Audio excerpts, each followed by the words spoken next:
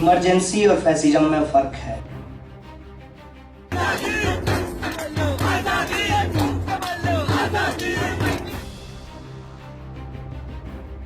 उसमें attack universities के ऊपर है क्योंकि हिटलर की तरह भारत में माननीय मोदी जी को इंटेलेक्चुअल्स का समर्थन प्राप्त नहीं है।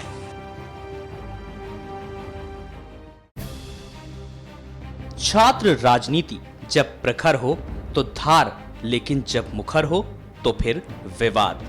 जी हां, कन्हैया के बोल ऐसे हैं कि हर बात में विरोधाभास है। विरोध का अंदाज देखिए। कोई भी आंदोलन हमेशा सत्ता के खिलाफ होता है, जिसमें सत्ता पर वार तो होता है लेकिन सत्ता पाने की चाहत नहीं होती। वैकल्पिक व्यवस्था आंदोलन नहीं होती, लेकिन जब यही आंदोलन अपने फायदे के लिए एक आम को खास बना उपयोग करती है तो वो चेहरा विरोध का चेहरा होता है, जिसकी कई बातें बस विवाद होती हैं। दंगों का मतलब, या यूं कहें कि दंगों का इमेजिनेशन जब कोई करता है तो वो एक दंगे से दूसरे में फर्क नहीं कर पाता। लेकिन जेएनयू छात्र संघ के अध्यक्ष कन्हैया कुमार 1984 के दंगे और 2002 के गुजरात दंगों में फर्क बताया।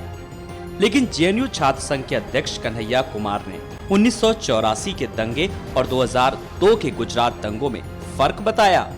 विरोध की अंधी राजनीति में मौन हुए मौत पर अब सियासी बयान ही इसे समझा जाए, जिसमें तुलना के लिए शब्द और घटना दोनों जायज नहीं ठहरते। इमरजेंसी की बात की गई और इंदिरा की बात की गई, फिर जर्मनी और फैसिज्म की बात की गई। इमरजेंसी और फैसिज्म में फर्क है। इमरजेंसी में एक पार्टी के गुंडे गुंडागर्दी कर रहे थे, इसमें पूरा स्टेट मिशनरी कर रहा है। 2002 के दंगे में और 1984 के सिख राइट में फ़र्क है। एक मॉब का किसी आम इंसान को मार देना और स्टेट मिशनरी के द्वारा लोगों की हत्या कर देना, दोनों में बुनियादी फ़र्क होता है। इसीलिए आज हमारे सामने जो कम्युनल फैसिज्म का खतरा है, उसमें अटैक यूनिवर्सिटीज़ के ऊपर है क्योंकि हिटलर की तरह भारत में माननीय मोदी जी को इंटेलेक्चुअल्स का समर्थन प्राप्त नहीं है। कोई भी इंटेलेक्चुअल आज इस पक्ष में नहीं है कि सीधे तौर पर, मैं एक बड़े तबके की बात कर रहा हूं जो मोदी रिजीम को डिफेंड कर रहा हो, चाहे उनका पॉलिटिकल आइडियोलॉजी क्यों हो। एक और हमारा क्रिटिक है कि आज हम जो कर रहे हैं वो थोड़ा पहले किए होते तो अच्छा होता। और सुना आपने, विरोध में ये शख्स किस कदर अंधा हो गया है कि इसकी समझ तक अब मौत के मायने निकालने लगी है। दंगों में हुए कत्ल की भावनाएं अलग अलग बताने लगा है। कन्हैया यही नहीं रुका, उदाहरण में अभी और भी इसे कुछ कहना था, क्योंकि विरोध की राह में इसे अब सब कुछ गलत लग रहा है।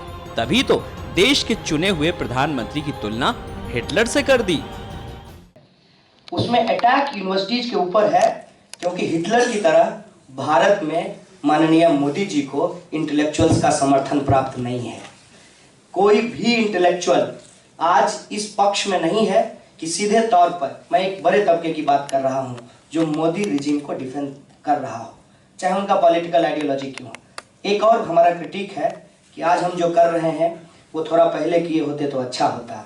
और वो मैं इसलिए कह रहा हूं कि एक संबंध विच्छेद हो गया इंटेलेक्चुअल्स का पॉलिटिकल पार्टीज के साथ। एक संबंध विच्छेद हो गया सोशल मूवमेंट का पॉलिटिकल मूवमेंट के साथ। और इस कॉन्ट्राडिक्शन के चलते आज हम इस नतीजे पे पहुंच गए हैं कि हम बहुत मुश्किल हालत में हैं कि हम डेमोक्रेसी के पक्ष में कैसे हों, हम पब्लिक सेक्टर को कैसे बचाएं, और जितने भी तरीके की हेजेमनी है, चाहे वो ब्राह्मणिकल हेजेमनी हो, चाहे वो वाइट सुप्रीमेसी हो, चाहे वो इकोनॉमिक हो, सोशल हो, पॉलिटिकल हो, कल्चरल हो, इस हेजेमनी के खिलाफ हम लोगों को यूनाइट होना पड़ेगा। और ये जो कॉन्ट्राडिक्शन आया है पॉलिटिकल मूवमेंट का सोशल मूवमेंट के साथ, बौद्धिक आंदोलन का राजनीतिक आंदोलन के साथ, इस कॉन्ट्राडिक्शन को हमको रिड्यूस करना पड़ेगा। और मैं इस बात को एग्जाम्पल के तौर पे आपको कहना चाहता हूं कि जो लोग अपने आप को गांधीवादी कहते हैं या गांधी के पक्ष में लिखते पढ़ते बोलते रहे हैं, इंटेलेक्चुअल सर्किल में वो गांधीयन के तौर पे जाने जाते हैं, लेकिन ये जरूरी नहीं है कि उनका संबंध सोनिया गांधी से हो। दिवंगत इतिहासकार बिपिन चंद्रा की जयंती पर जश्न आजादी कार्यक्रम के तहत आयोजित वॉइस ऑफ आजादी में जमा लोगों को संबोधित करते हुए कन्हैया ने ये बातें कही जो आपने अभी सुनी हैं। अब आप ही फैसला कीजिए कि कैसे एक शख्स आंदोलन की आड़ में सियासत करने लगा है और सियासत की आंच में दंगों तक में फर्क बता रहा है।